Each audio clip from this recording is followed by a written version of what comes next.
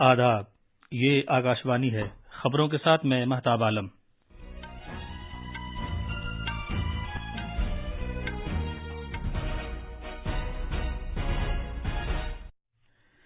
وزیر اعظم نریندر مودی آج نئی دلی میں 90ویں انٹرپول جنرل اسمبلی سے خطاب کر رہے ہیں۔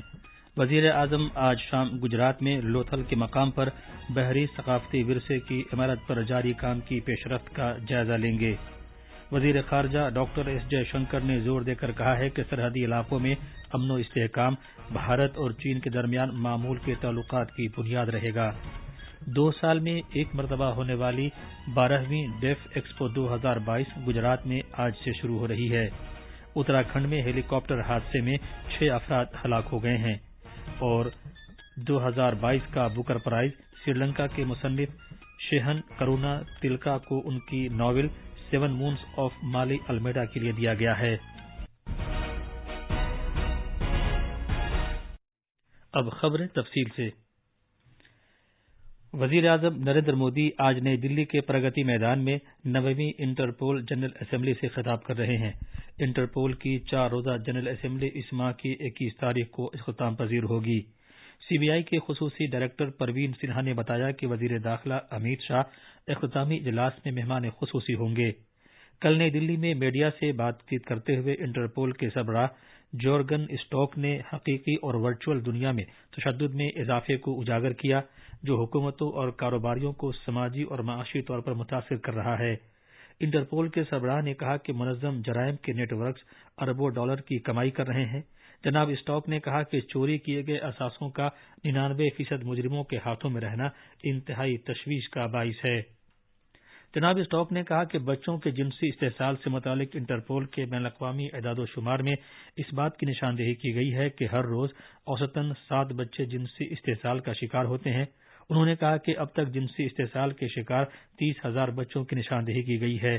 انہوں نے دنیا میں بچوں کے جنسی استحصال کو روکنے کے لیے جد و جہد میں اضافہ کرنے کی ضرورت پر زور دیا۔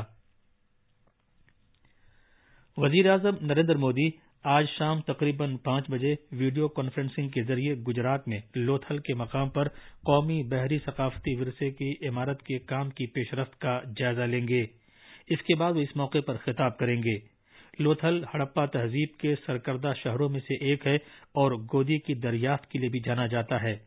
لوتھل میں بحری ثقافتی ورثے کی عمارت شہر کی تاریخی وراثت اور ورثے کے تئیں صحیح معنوں میں خراج عقیدت ہے۔ یہ عمارت جس کی تعمیر اس سال مارچ میں شروع ہوئی تھی تقریباً 3,500 کروڑ روپے کی لاگت سے تعمیر کی جا رہی ہے۔ یہ عمارت نہ صرف بھارت کی مالا مال اور گوناگوں بحری ورثے کی نمائش کا اپنی نوعیت کا ایک پروجیکٹ ہے بلکہ لوتھل کو ایک عالمی درجے کا بین الاقوامی سیاحتی مقام کے طور پر ابھرنے میں بھی اس سے مدد ملی ہے۔ وزیر اعظم نریندر مودی کل سے گجرات کا 2 روزہ دورہ کریں گے۔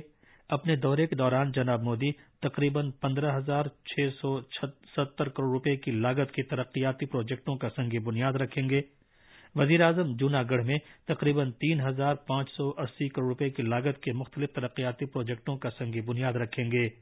وہ ساحلی شاہراہوں کی بہتری اور جن راستوں کے نام و نشان مٹ گئے ہیں ان کی تعمیر کے لیے بھی سنگ بنیاد رکھیں گے۔ اس پروجیکٹ کے پہلے مرحلے میں 13 اضلاع میں مجموعی طور سے 270 کلومیٹر سے زیادہ طویل شاہراہ کا احاطہ کیا جائے گا۔ وزیر اعظم تقریباً 5,660 کروڑ روپے کی لاگت کے پروجیکٹوں کا راجکوٹ میں سنگ بنیاد رکھیں گے اور وقف کریں گے۔ وزیر اعظم گاندھی نگر میں دفاعی ایکسپو 2022 کا بھی افتتاح کریں گے۔ وزیر خارجہ ڈاکٹر ایس جے شنکر نے زور دے کر کہا ہے کہ سرحدی علاقوں میں امن و استحکام واضح طور پر چین کے ساتھ معمول کے تعلقات کی بنیاد رہے گا۔ وزیر موصوف نے نئی دلی میں نئے دور میں چین کی خارجہ پالیسی اور بین الاقوامی تعلقات کے موضوع پر ایک کانفرنس سے کلیدی خطاب کرتے ہوئے یہ بات کہی۔ ڈاکٹر جے شنکر نے یہ بھی کہا کہ حالیہ تعطل کا جاری رہنما بھارت یا چین کسی کے لیے بھی فائدہ مند نہیں ہوگا۔ وزیر موصوف نے کہا کہ آج دونوں ملکوں کو اپنے تعلقات کا ایک طویل مدتی جائزہ لینے کی خواہش کا اظہار کرنا چاہیے۔ انہوں نے کہا کہ گزشتہ چند سال بر اعظم کی توقعات اور تعلقات دونوں کے لحاظ سے سنگین چیلنج کا عرصہ رہے ہیں۔ وزیر موصوف نے کہا کہ چین کے ساتھ ایک زیادہ متوازن اور مستحکم تعلقات کے لیے بھارت کی کاوش اسے بہت سے متبادل تک لے جاتی ہے۔ گلوان میں 2020 کے حالات واقعات کے پیش نظر جناب جے شنکر نے کہا کہ ان کے سبب سرحد کے مؤثر دفاع کی جانب توجہ مرکوز کی جا رہی ہے۔ اقوام متحدہ کے سیکریٹری جنرل انٹونیو گتریس آج رات بھارت کے 3 روزہ سرکاری دورے پر آ رہے ہیں۔ اس سال جنوری میں دوسری مدت کے لیے اپنا عہدہ سنبھالنے کے بعد سے بھارت کا ان کا یہ پہلا دورہ ہے۔ جناب گتریس ممبئی میں تاج محل پیلس ہوٹل کے مقام پر 26/11 کے دہشت گردانہ حملوں کے متاثرین کو خراج عقیدت پیش کر کے اپنے دورے کا آغاز کریں گے۔ OIIT ممبئی کے مقام پر انڈیا ایٹ 75 اقوام متحدہ بھارت ساجھیداری جنوب تعاون کا استحکام کے موضوع پر ایک تقریب سے بھی خطاب کریں گے۔ یہ خبریں آکاشوانی سے نشر کی جا رہی ہیں۔ 2 سال میں ایک مرتبہ ہونے والی 12ویں ڈیفنس ایکسپو آج گجرات میں احمد آباد اور گاندھی نگر میں شروع ہو رہی ہے۔ یہ اب تک کی سب سے بڑی دفاعی نمائش ہوگی جس میں لگ بھگ 75 ملکوں کے مندوبین شرکت کریں گے۔ اس 5 روزہ تقریب میں دفاع سے متعلق مختلف سرکاری ملکیت کے کاروباری ادارے، PSUs، نجی صنعتیں، اسٹارٹ اپس اور ریاستوں سمیت 1300 سے زیادہ ادارے اپنی مصنوعات کی نمائش کریں گے اور دفاعی ساز و سامان کی مینوفیکچرنگ کے شعبے میں بھارت کی صلاحیتوں کو اجاگر کریں گے۔ ڈیفنس ایکسپو 2022 کے دوران 400 سے زیادہ مفاہمت ناموں، متعدد سمجھوتوں پر دستخط کیے جانے کا امکان ہے۔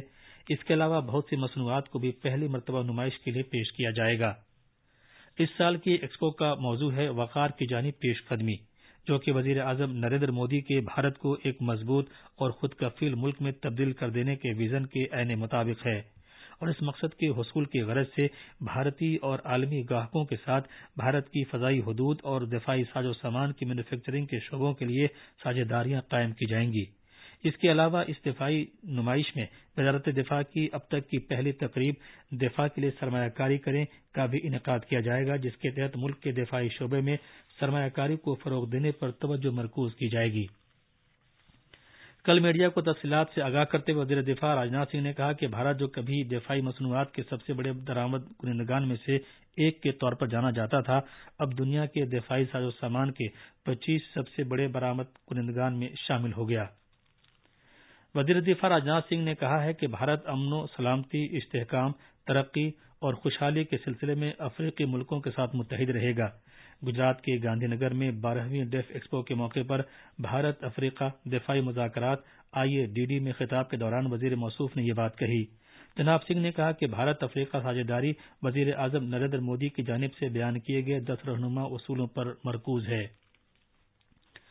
قومی تحقیقاتی ایجنسی NIA نے بھارت اور بیرون ملک مقیم دہشت گردوں، گینگسٹروں اور نشیلی ادویات کے اسمگلروں کے درمیان رابطوں کو ختم کرنے کی غرض سے آج بہت سے مقامات پر تلاشی کی کارروائی انجام دی ہے۔